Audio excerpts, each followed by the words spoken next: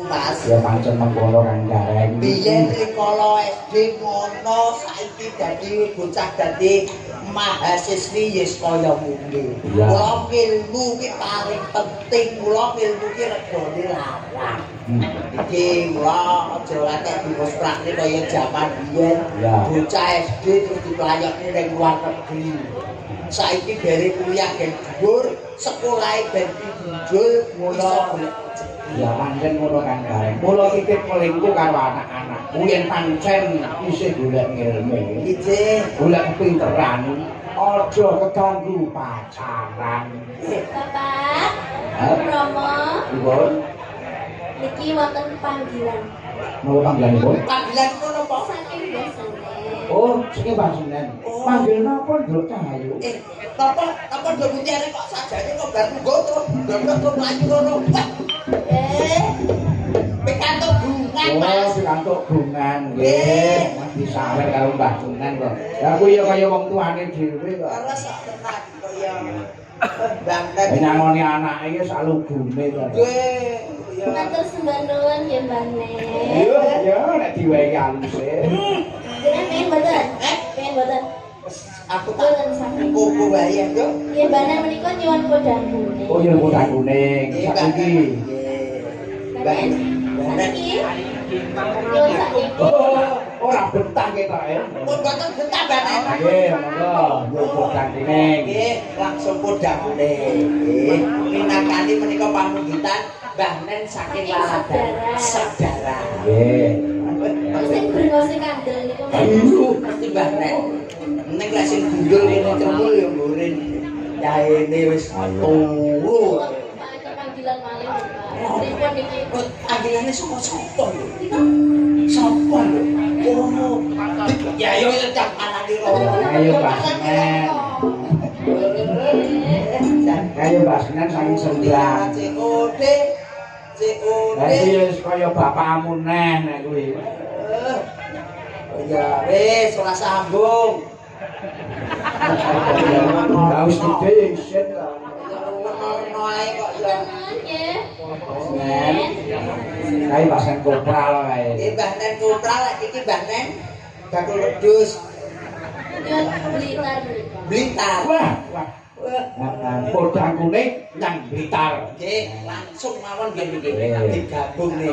Nggih, sak cekape niku kathah seniwati saking Mas Marsudi Bawalaksana. Nggih. Bahari saking Tulungagung nggih wonten wah jugate mengkelok bareng. Lah kok nek ati urung munggah wis to. Minggu wis to. Ayo Langsung. monggo. Kodang kuning. Monggo. Sawaran neng wis